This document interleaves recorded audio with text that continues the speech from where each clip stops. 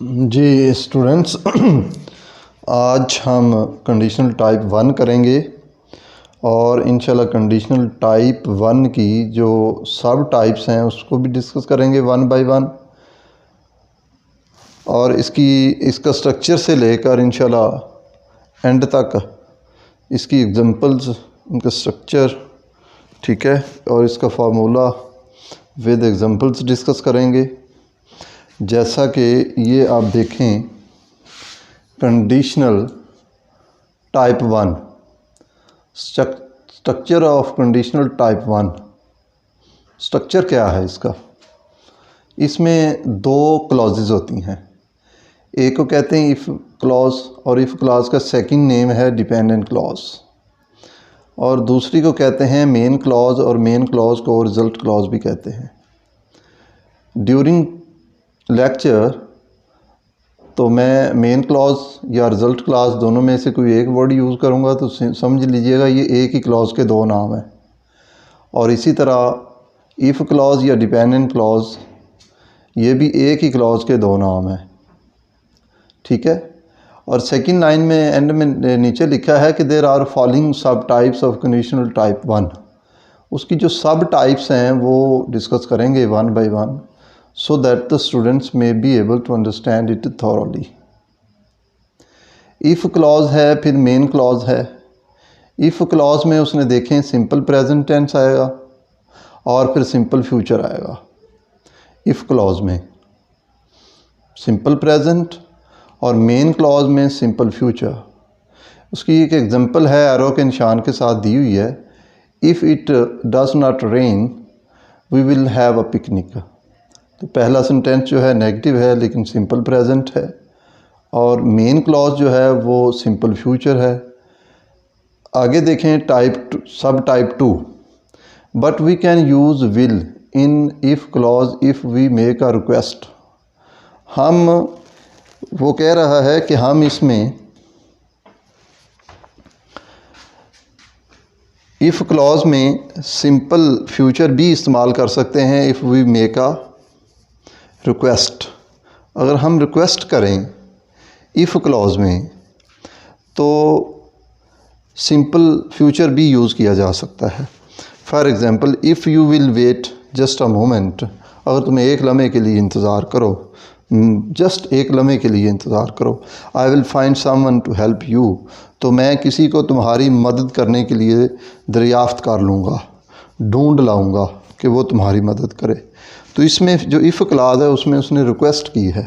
तो जब आप किसी से रिक्वेस्ट करेंगे तो ग्रामेरियंस के पॉइंट ऑफ व्यू से आप इफ़ क्लॉज में सिंपल फ्यूचर भी यूज़ कर सकते हैं, but when you make a request तो इफ़ क्लॉज में सिंपल प्रेजेंट की जगह पर, in the place of simple present, you can use simple future, ठीक है। इसको आप अंडरस्टैंड कर लें।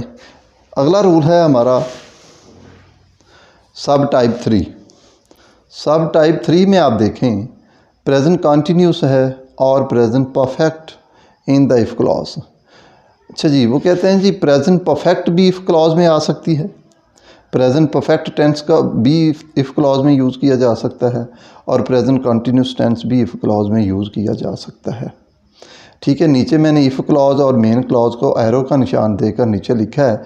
इफ़ क्लॉज के नीचे लिखा है प्रेजेंट कॉन्टीन्यूस टेंस, ठीक है, और फिर मेन क्लॉज में सिंपल फ्यूचर ही होगा। फिर नीचे लिखा है प्रेजेंट परफेक्ट और फिर मेन क्लॉज में सिंपल फ्यूचर। ये तो स्ट्रक्चर था। अब नीचे इसके देखें, एग्जांपल्स भी देख लें ज़रा। एग्जांपल से आपको इंशाल्लाह चीज़ क्लियर हो जाएगी। एग्जांपल क्या है? एग्जांपल ये है कि if we are expecting visitors the flat will need a clean. तो अगर तो हम तवक्को कर रहे हैं मुलाकातियों की, तो फ्लैट को सफाई दरकार होगी या फ्लैट में सफाई की ज़रूरत है।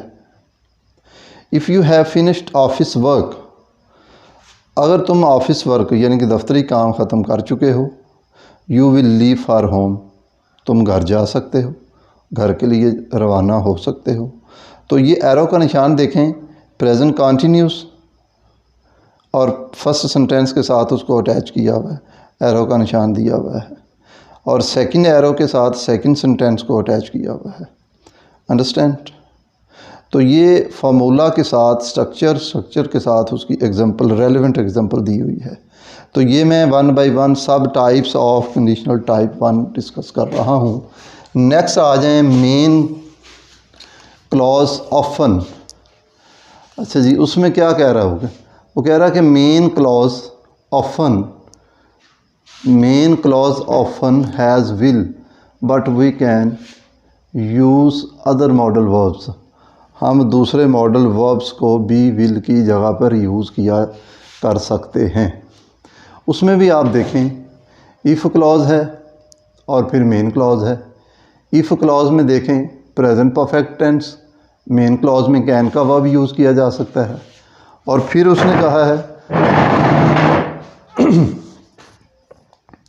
उसने कहा है जनाब कि प्रेजेंट परफेक्ट टेंस और फिर कैन का इस्तेमाल, फिर सिंपल प्रेजेंट, फिर माइट का इस्तेमाल मेन क्लॉज में, प्रेजेंट कॉन्टीन्यूस टेंस और मेन क्लॉज में शुड का इस्तेमाल। और साथ में नीचे एग्जांपल्स दी हुई हैं। If you have not got TV, अगर आपके पास टीवी नहीं है, you can not watch film, तो आप फिल्म को नहीं देख सकते। ठीक है। Next second sentence, second structure के साथ एरो का निशान दिया। इफ़ ही जॉग्स रेगुलरली, अगर वो रेगुलरली सैर करता है, बाकायदगी से सैर करता है, ही माइट लॉस वेट, तो उसका वज़न कम हो जाएगा।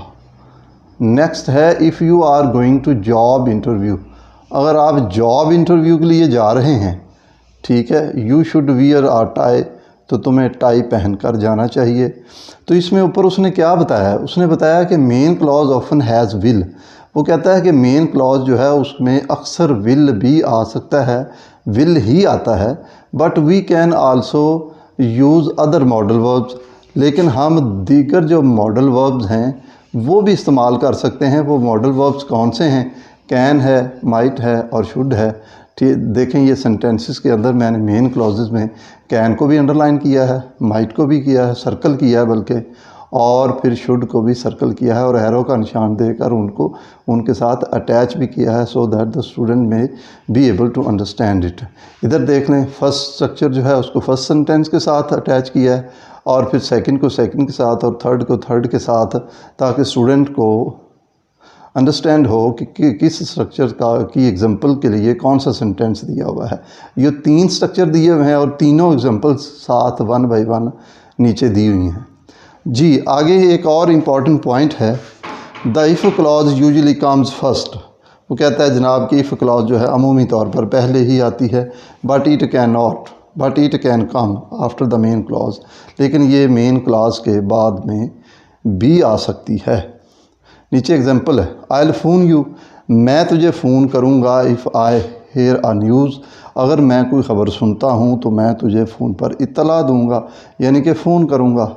अच्छा, इसमें अमूमी तौर पे तो इफ़ क्लॉज पहले ही आती है अमूमी तौर पर, लेकिन इफ़ क्लॉज बाद में भी आ सकती है, मेन क्लॉज पहले आ जाएगी।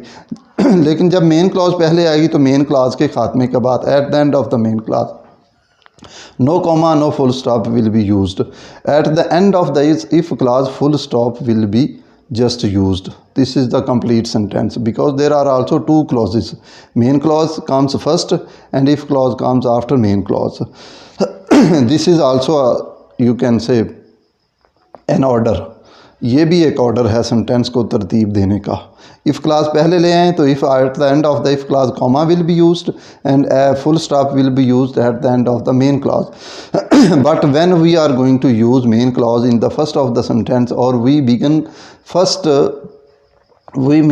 begin the sentence with the main clause and we are going to end the sentence with the if clause at the end of the complete sentence of the whole sentence, full stop will be used. Next have we can also use type 1 conditionals in. कब कब हम उनको use कर सकते हैं? इन offers में use कर सकते हैं जी, ठीक है, इन सजेशंस में यूज़ कर सकते हैं, इन वार्निंग्स में यूज़ कर सकते हैं, इन थ्रेट्स में यूज़ कर सकते हैं। अब ये 4 यानी कि जब हम इन चारों चीज़ों का जिक्र करेंगे, मतलब किसी को ऑफ़र करनी हो हमारा, यानी कि आई एम और the student aim to offer someone, तो हम उसमें भी कंडीशनल सेंटेंस को यूज़ कर सकते हैं। किसी को सजेशंस देनी हो, तजवीज़ देनी हो तो उसमें भी यूज़ किया जा सकता है। किसी को वार्निंग देनी हो तो उसमें भी कंडीशनल सेंटेंस जो हैं वो यूज़ किए जा सकते हैं टाइप 1 के। और किसी को थ्रेट करना हो तो type 1 can also be used. आप ऑफ़र की एग्जांपल सुने। ये ऑफ़र की एग्जांपल क्या है? If you need a ticket, अगर तुम्हें एक टिकट की ज़रूरत है या तुम्हें एक टिकट दरकार है, I will get you one, तो मैं तुझे एक दिलवा सकता हूँ या एक टिकट जो है वो दिलवा सकता हूँ या दे सकता हूँ। सेकंड देखें suggestions. If you feel like seeing the sites, अगर तुम कुछ मनाज़र देखने जैसा महसूस करते हो, वी कैन टेक आ बस टूर, तो हम एक बस टूर को टेक कर सकते हैं, लेकर जा सकते हैं। ठीक है जी। इसमें सजेशंस दी जा रही है। फर्स्ट सेंटेंस में उसने ऑफ़र दी थी कि अगर तुम्हें टिकट दरकार है तो फिर मैं तुझे एक टिकट दिलवा सकता हूँ, टिकट दिलवाने की ऑफ़र है। सेकंड सेंटेंस में उसने सजेशन दिया है कि अगर तुम कुछ मनाज़र देखना चाहते हो तो हम बस का टूर लेके जा सकते हैं। थर्ड सेंटेंस में वार्निंग दी है, वो कैसे? If you go on like this, अगर तुम इसी तरह ही चलते रहे, you will make yourself ill, तो तुम अपने आप को बीमार कर लोगे। इसमें वार्निंग है बीमार करने की। अगर तुम इसी तरह ही अपने तौर तरीके तुमने रखे, इसी तरह ही चलते रहे, कोई अपने आप में तब्दीली ना की, कोई अपना लाइफ स्टाइल जो है उसको चेंज ना किया, तो तुम अपने आप को बीमार कर लोगे। तो ये उसमें एक वार्निंग दी है। तो वार्निंग जो है वो कंडीशनल सेंटेंसेस में भी दी जा सकती है। फिर थ्रेट भी उसने किया है, फिर थ्रेट भी कंडीशनल सेंटेंसेस के ज़रिए से दिया जा सकता है। If I do not apologise, अगर मैंने उससे माजरत नहीं की या मैं उससे माजरत नहीं करता हूँ, he will never speak to me again, तो वो मुझसे कभी दोबारा बात नहीं करेगा। तो ये उसने थ्रेट किया है। तो आप कंडीशनल सेंटेंसेस में ऑफ़र भी दे सकते हैं, सजेशन भी दे सकते हैं, वार्निंग्स भी दे सकते हैं, थ्रेट भी दे सकते हैं किसी को। तो ये फॉलोइंग टाइप्स थी जो सब टाइप्स हैं ऑफ कंडीशनल टाइप 1 की। इनको 1 बाय 1 हमने डिस्कस किया है। ये आप इनको दोबारा भी देख सकते हैं, स्क्रीन पे वाज़े है। आप इनको लर्न करें, इनको अंडरस्टैंड करें, विद एग्जांपल्स अंडरस्टैंड करें। एरोस के निशान इसलिए दिए गए हैं ताकि आपको पता चले कि कौन सा जो स्ट्रक्चर है वो उसकी एग्जांपल्स किस सेंटेंस के साथ है, या उस स्ट्रक्चर की एग्जांपल जो है वो कहाँ पे लिखी हुई है। ज़ाहिर बात है नीचे लिखी हुई है तो उसको उसके साथ अटैच कर दिया गया है। तो ये था हमारा टाइप जो था ना टाइप 1, ठीक है, उसके कंडीशनल सेंटेंसेस थे।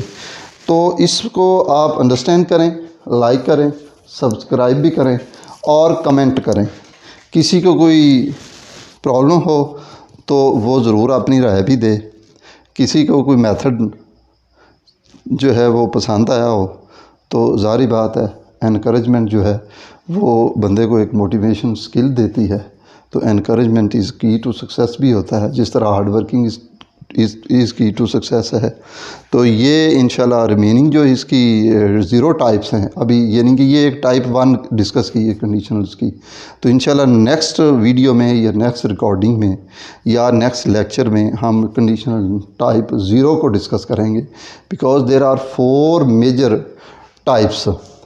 Type 0, conditional type 0, conditional type 1 and conditional type 2, conditional type 3।